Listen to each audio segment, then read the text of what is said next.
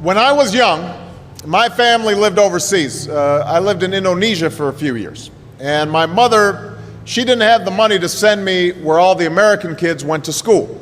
But she thought it was important for me to keep up with an American education. So she decided to teach me extra lessons herself, Monday through Friday. But because she had to go to work, the only time she could do it was at 4:30 in the morning. But whenever I'd complain, my mother would just give me one of those looks and she'd say, "This is no picnic for me either, Buster." So I know that some of you are still adjusting to being back at school, but I'm here today because I have something important to discuss with you. My father left my family when I was 2 years old, and I was raised by a single mom who had to work and who struggled at times to pay the bills and wasn't always able to give us the things that other kids had. There were times when I missed having a father in my life. There were times when I was lonely and I felt like I didn't fit in. So I wasn't always as focused as I should have been on school. And I did some things that I'm not proud of. And I got in more trouble than I should have. And my life could have easily taken a turn for the worse. But I was lucky. I got a lot of second chances. And I had the opportunity to go to college and law school and follow my dreams. My wife, our First Lady, Michelle Obama, she has a similar story. Neither of her parents had gone to college, and they didn't have a lot of money. But they worked hard, and she worked hard so that she could go to the best schools in this country. Some of you might not have those advantages. Maybe you don't have adults in your life who give you the support that you need. Maybe someone in your family has lost their job, and there's not enough money to go around. Maybe you live in a neighborhood where you don't feel safe, or have friends who are pressuring you to do things you know aren't right. Maybe you could be a great writer, maybe even good enough to write a book or articles in a newspaper, but you might not know it until you write that English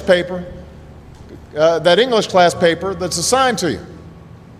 Maybe you could be an innovator or an inventor, maybe even good enough to come up with the next iPhone or the new medicine or vaccine, but you might not know it until you do your project for your science class. Maybe you could be a mayor or a senator or a Supreme Court justice, but you might not know that until you join student government or the debate team. And no matter what you want to do with your life, I guarantee that you'll need an education to do it.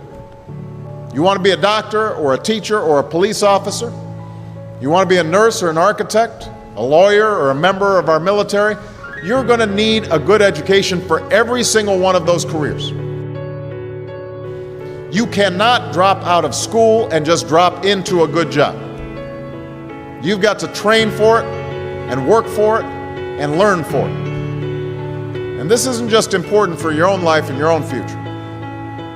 What you make of your education will decide nothing less than the future of this country.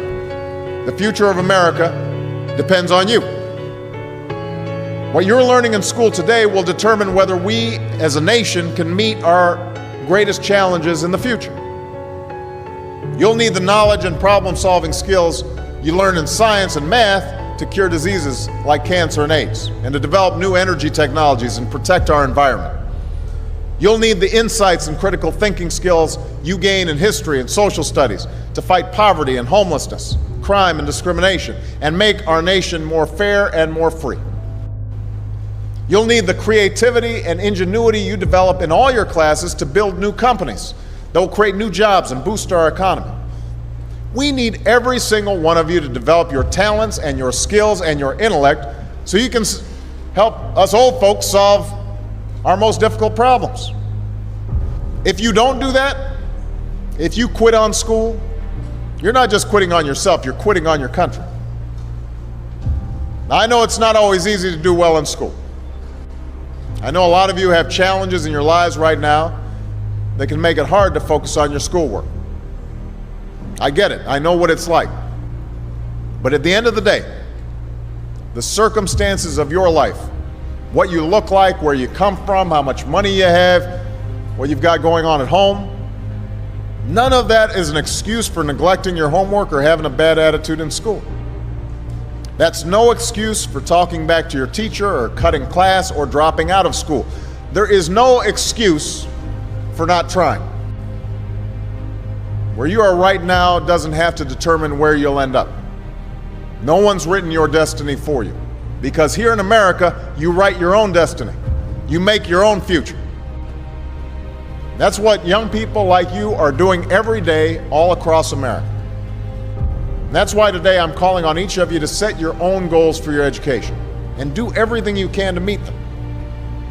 Your goal can be something as simple as doing all your homework, paying attention in class, or spending some time each day reading a book.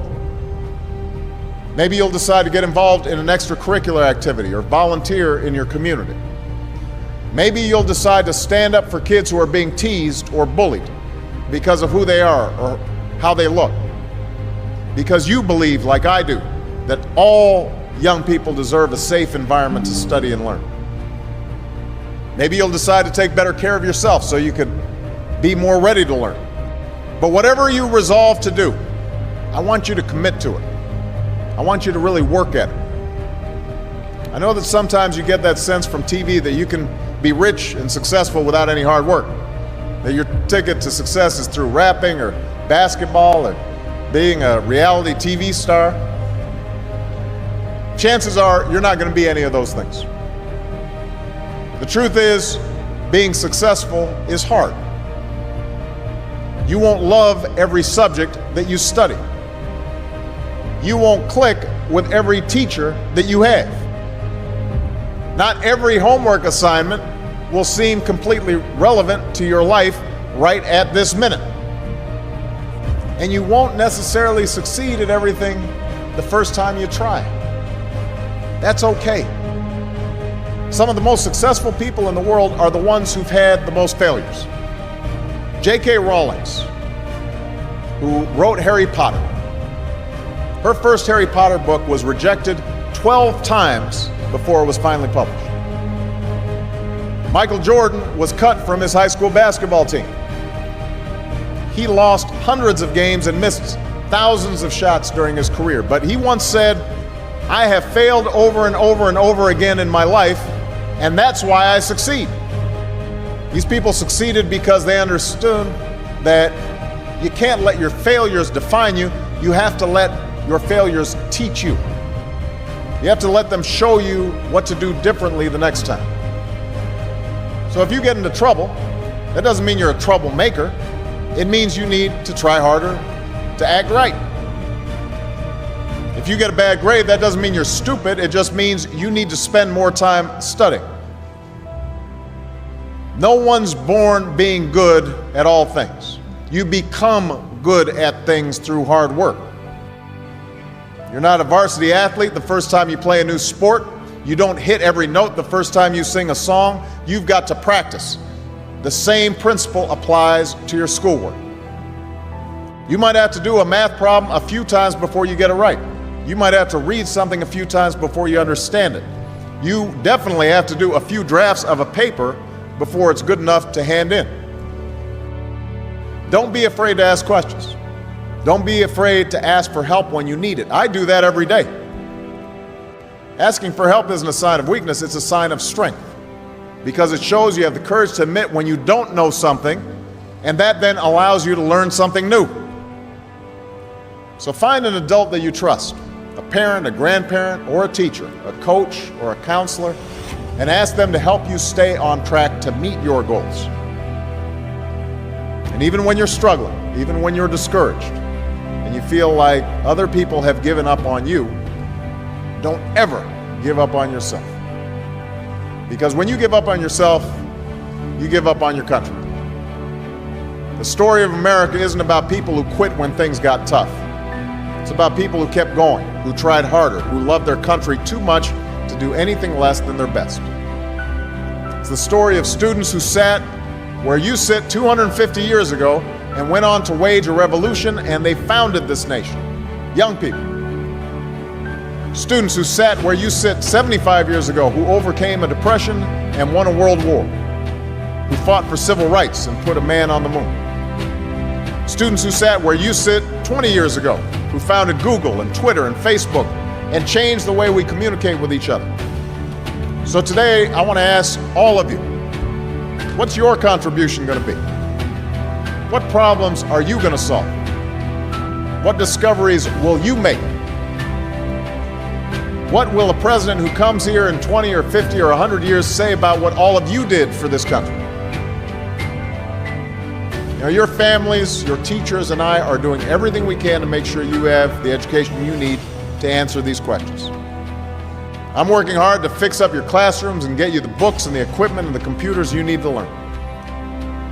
But you've got to do your part too. So I expect all of you to get serious this year. I expect you to put your best effort into everything you do.